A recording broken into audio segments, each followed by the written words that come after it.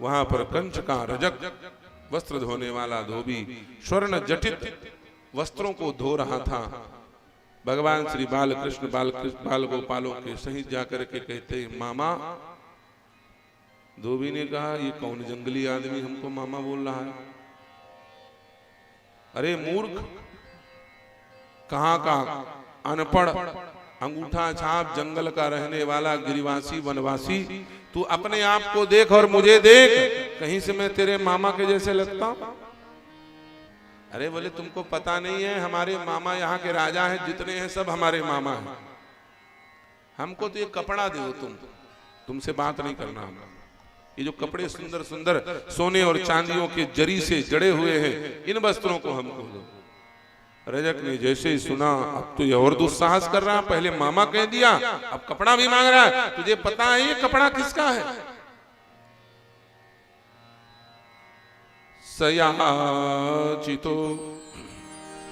सयाचितो भगवता परिपूर्णेन सर्वतः सापेक्षम रुसितः प्राह भृत्यो राज्य सुदुर्मदः।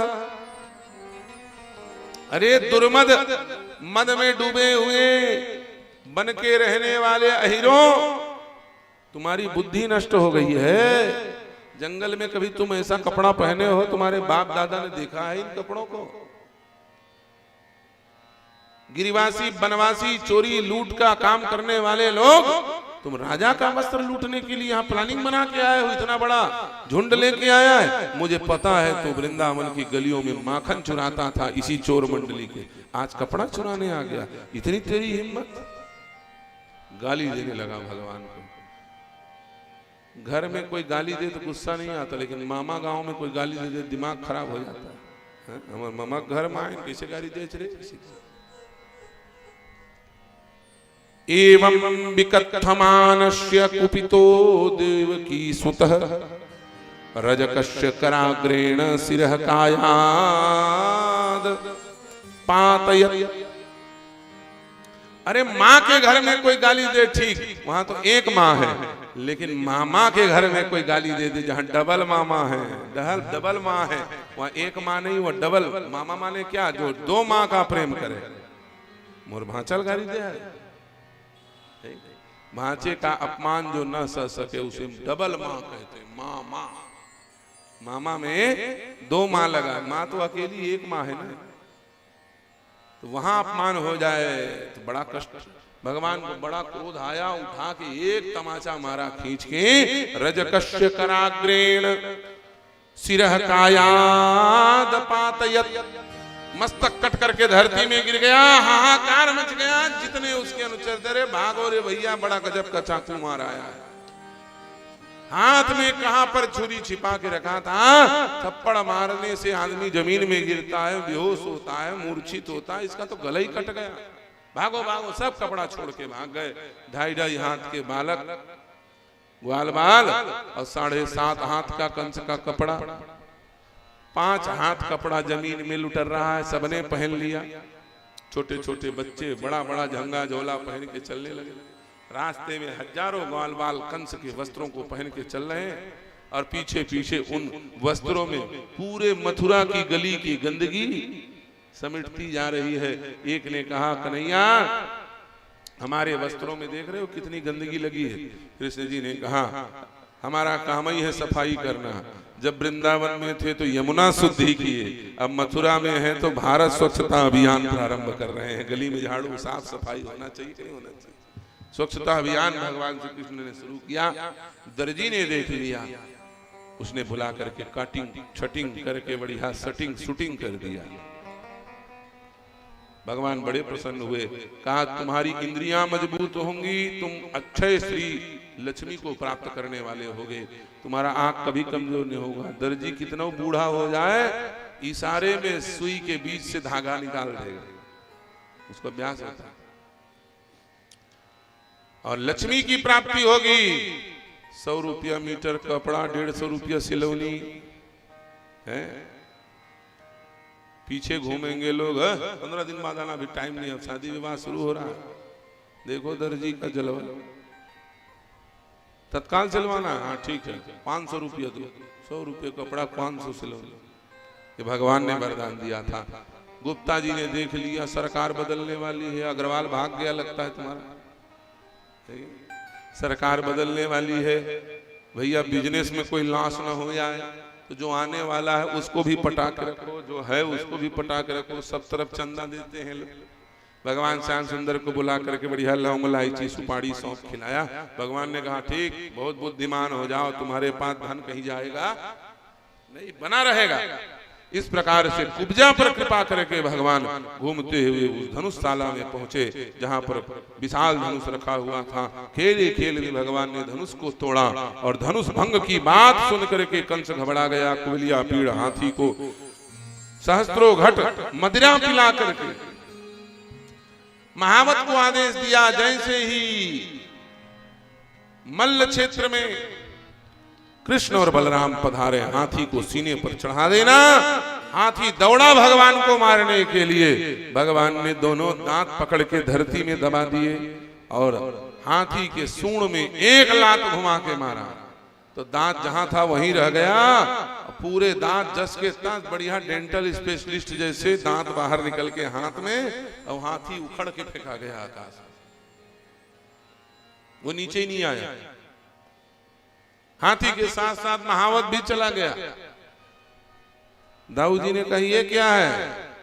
अरे बोले हम लोग इतने सुंदर राजकुमार हैं, सब लोग अस्त्र शस्त्र लेके आए, हमारे पास कोई हथियार ही नहीं है। लो एक दांत तुम पकड़ो, एक दांत मैं, दोनों भैया लेकर के हाथी की दतोइया दोनों लिए भैया और यज्ञ क्षेत्र में प्रविष्ट हो गए।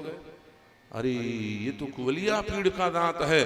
कंस ने देखा तो आधा बल समाप्त हो गया, घबरा गया, मारो मारो मारो चिल्लाने लगा।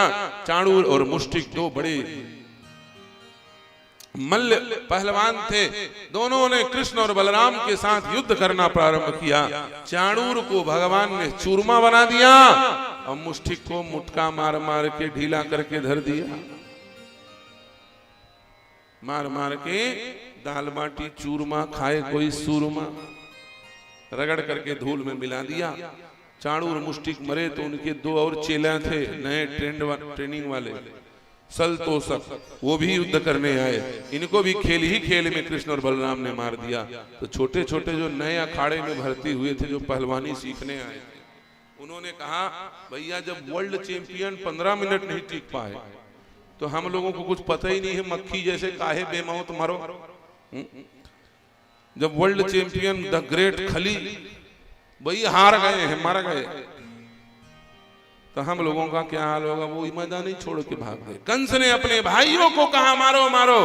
कंस के भाइयों को मारते हुए श्याम सुंदर ने भैया बलदाऊ के सामने छोड़ दिया और कूद करके स्वयं कंस के आसन के सामने भगवान पहुंच गए। कंस घबरा गया, तलवार उठाया है, एक हाथ से भगवान ने भुजा पकड़ी और दूसरे हाथ से भगवान ने केस पकड़ा, और केस पकड़ करके भगवान ने मानो कंस के कान में कहा, रे दुष्ट, ये यथा मां प्रपद्यन्ते तांस तथैव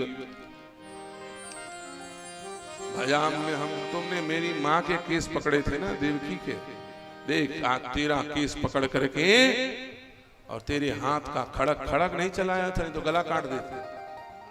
तुमने गला काटा नहीं ना मेरी माँ के, इसलिए तेरा गला नहीं काट रहा हूं, तुझे धरती में पटक के मार रहा हूं।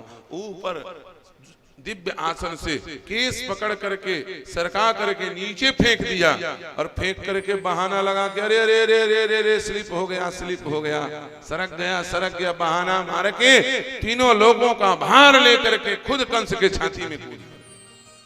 ऐसी चालाकी से मारा। इतने गजब की सॉफ्ट किलिंग का केस अभी तक किसी पुलिस स्टेशन में दर्ज नहीं हुआ है। पब्लिक के बीच में मारा भगवान ने। ए मामा मामा सरक गए सरक गए सरक गए कह के छाती में खुद कूद गए, फटाक से मर गया, फूट गया कलिंदा जैसे। अब मामियां सब रो रही थी, मर गए हमारे पति देव, हम तो अभागी हो गए। अब देखो मारने के बाद भी अपराध स्वीकार नहीं कर रहे हैं। जब वो आस्ती और प्राप्ति कंस की दो पत्नियां रोती हुई आई तो भगवानों रोने लगे। इनको रोना तो आने था, डुप्लीकेट थूक लगा के रोने लगे। अब ये ढार उधार गिरते हो मैं मर जाते हो ममा बदला मामी छाती च में गिर गया कलिंदर बरोबर फूट गए वाह रे भाचा वाह रे ममा। ये उत्तर प्रदेश के ममा भाचा है भाई, हम छत्तीसगढ़ वाले बोलो है ना। छत्तीसगढ़ के ममा भाचा कौन है? हमार भाचा राम है और छत्तीसगढ़ी हमन उखर ममा है कि नहीं। इखर से छत्तीसगढ़ के भाचा और ममा इंखर विख्यात है, इंखर ख्याति विश्व विख्यात है। उत्तर प्रदेश के ममा भाचा देखे सबके जीव पलई कांपते, वहां ममा खतरनाक वहां भाचो खतरनाक। ममा भाचल मारे बर खोजत है, भाचा ममल पर घाय बर खोजत है। इकर उत्तर प्रदेश में ममा भाचा के नाम के गांव नहीं है, छत्तीसगढ़ में है ममा भाचा गांव, है कि नहीं। महासमुंद जाओगे तो है कि नहीं ममा भाचा गांव, ये छत्तीसगढ़ की नहीं।